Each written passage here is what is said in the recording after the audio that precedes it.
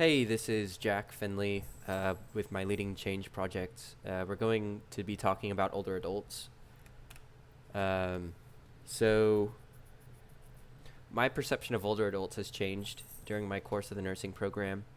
Um, specifically in the ICU, I did notice a lot of the patients that are in the ICU are going to be our older adults who are admitted from nursing homes or skilled nursing facilities. A lot of times they will have had a declined status, uh, whether that be mentally or physically, where they are no longer able to care for themselves.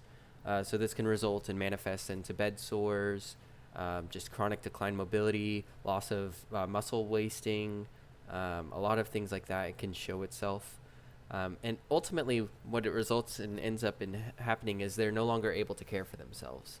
Um, this can be due to a variety of factors, and there's definitely comorbidities that can make it worse, such as renal failure, heart failure, liver failure.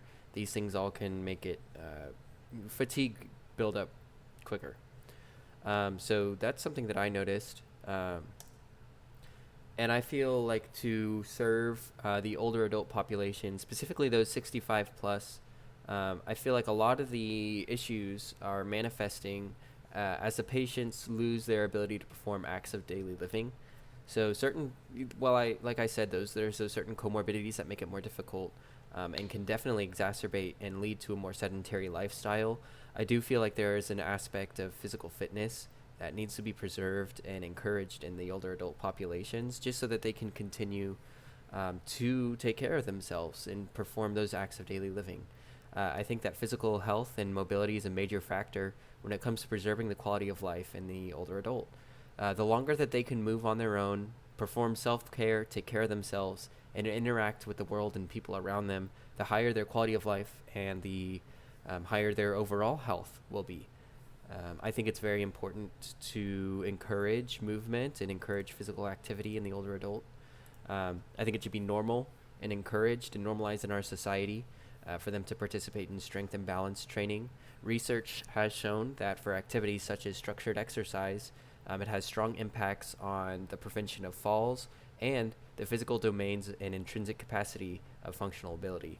So, acts of daily living, like I said earlier, being able to take care of yourself, you can preserve that um, really self-determination aspect of your life where you can take care of yourself and perform things like going to the grocery store, going for a walk, cleaning up the house. Just those little things, interacting with your loved ones, are so important and make such a big role and portion of our lives. Physical activities as well as recreational activities and programs also have a positive impact on overall physical ability as well as the social functioning and mood. So if we take a holistic look at our older adult patients, we can see that as their social structures begin to decline and relationships begin to fall through, as they do as people grow apart and just as people pass away, um, it's very important to maintain that social aspect, and the mental health and socialization aspect of it is very important. So the CDC actually does have a recommended routine in regards to exercise for those that are 65 and older. It's going to be 150 minutes per week of moderate intensity exercise. So this is going to be things like just a brisk walk. Anything to elevate your heart rate is moderate intensity. Or it could be 75 minutes of jogging per week. Remember, this is per week, not per day. So an hour of jogging, as well as 2 days per week of strength training. So that's going to just be anything that's going to be building up your muscle strength and ability, as well as balance, of course. Balance improving activities that can be like leg raises, farmer holds, things like that. And I have examples here. This is the CDC recommended routine straight from their website. So as we can see, take a look here. So walking heel to toe or standing from a sitting position, just little things like this um, is very important. So in regards to implementation of this, I think these routines should be encouraged uh, so that we can reduce the amount of times adults need to be in skilled nursing facilities. We can preserve their quality of life and what they're able to do on their own. I think it should be normalized in our society and as healthcare providers to provide access to these types of resources, whether it be through community centers, health clubs, or older adult social circles. And even in nursing facilities, for those that do need to be supervised, I think it should be encouraged for them to have fitness and go out and do things.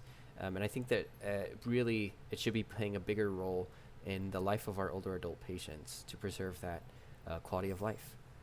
Um, Ultimately, I think that with more research that points to these positive health outcomes with increased physical activities, hopefully this will become more of an aspect of the quality of care and what we're able to do and provide for our older adult patients. Thank you so much.